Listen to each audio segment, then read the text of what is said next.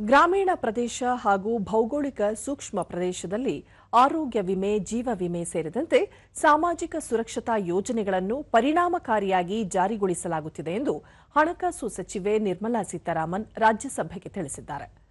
ಪ್ರಶ್ನೋತ್ತರ ಅವಧಿಯಲ್ಲಿ ಅವರು 2033ರೊಳಗೆ ದೇಶದ ಎಲ್ಲ ನಾಗರಿಕರಿಗೆ ಆರೋಗ್ಯ ವಿಮೆ ಒದಗಿಸುವ ಗುರಿ ಹಾಕಿಕೊಳ್ಳಲಾಗಿದೆ ಎಂದರು.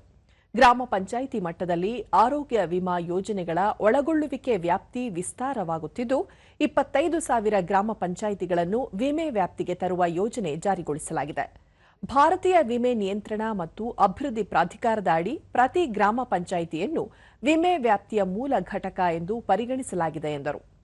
2024-25ರ ಅವಧಿಯಲ್ಲಿ 1,17,505 ಕೋಟಿ ಮೌಲ್ಯದ ವಿಮೆ ನೋಂದಣಿಯಾಗಿದ್ದು 58 ಕೋಟಿಗೂ ಹೆಚ್ಚು ಜನರು ಈ ವ್ಯಾಪ್ತಿಗೆ ಬಂದಿದ್ದಾರೆ.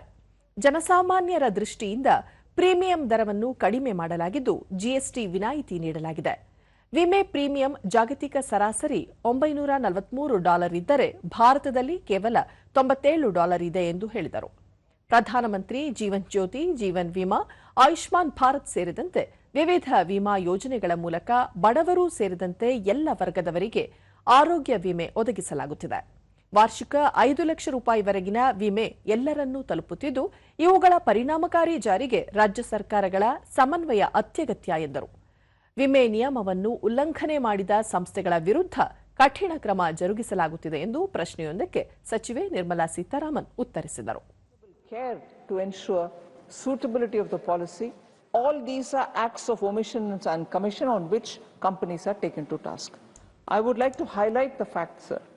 In 23-24, 2 crore fine was levied, a penalty.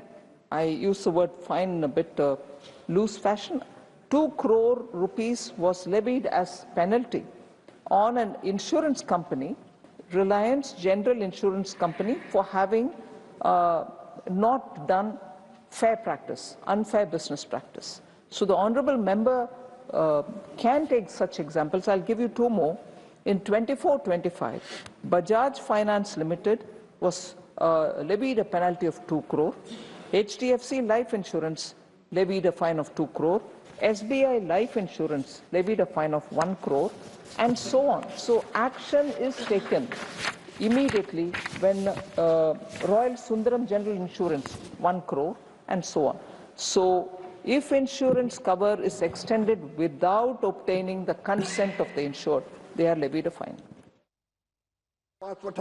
ಗ್ರಾಮೀಣಾಭಿವೃದ್ಧಿ ಸಚಿವ ಶಿವರಾಜ್ ಸಿಂಗ್ ಚೌಹಾಣ್, ವಿಕಸಿತ ಭಾರತ ಜಿ ಯೋಜನೆ ಈ ಹಿಂದಿನ ಮನ್ರೇಗಾ ಯೋಜನೆಗಿಂತ ಅತ್ಯುತ್ತಮವಾಗಿದ್ದು ದೇಶದ ಜನತೆ ಸ್ವಾಗತಿಸಿದ್ದಾರೆ ಹಾಗೂ ಎಲ್ಲೆಡೆ ಪ್ರಶಂಸೆ ವ್ಯಕ್ತವಾಗುತ್ತಿದೆ ಎಂದರು.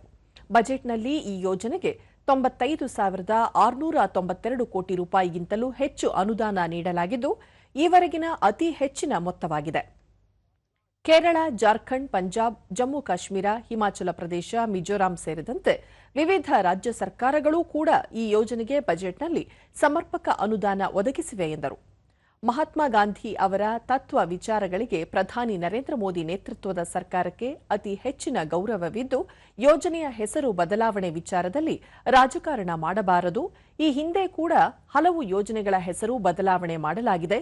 ದೇಶದಲ್ಲಿ 600ಕ್ಕೂ ಹೆಚ್ಚು ಯೋಜನೆ ಮತ್ತು ಕಾರ್ಯಕ್ರಮಗಳಿಗೆ ಕಾಂಗ್ರೆಸ್ ಸರ್ಕಾರ ಕೇವಲ ಒಂದು ಕುಟುಂಬದ ಸದಸ್ಯರ ಹೆಸರಿಟ್ಟಿದೆ ಎಂದು ಸಚಿವರು ಟೀಕಿಸಿದರು.